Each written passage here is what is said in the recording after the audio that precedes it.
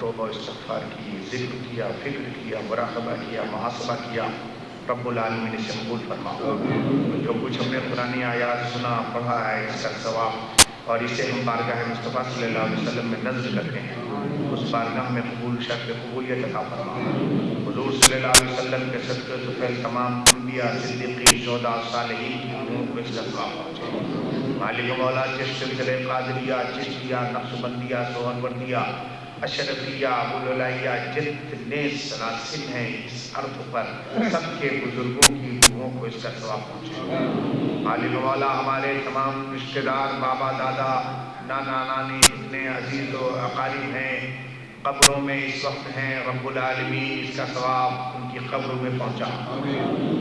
اگر تیرے عدل سے عذاب ہو رہا ہے تو اپنے فضل سے رحمت برسا اور ان کے درجات کو بلند فرما۔ رب العالمین جو کچھ ہم نے پڑھا سنا کیا ہے، عمل کیا ہے، اے مولا اس کا ثواب دنیا اور آخرت میں ہمیں عطا فرمانا، اور ہم قبر میں پہنچیں تو ہمارے لیے توشہ بنا کے عطا فرمانا۔ رب العالمین فضل و کرم کی عطا فرما۔ ان اللہ و ملائکتہ یصلون علی النبی یا ایھا الذین آمنوا صلوا علیہ وسلموا تسلیما۔ صلی اللہ علیہ وسلم وعلی آلہ سیدنا مولانا محمد وسلم۔ سبحان ربک رب العزۃ عما یصفون وسلام علی المرسلین والحمد للہ رب العالمین بحق لا الہ الا اللہ۔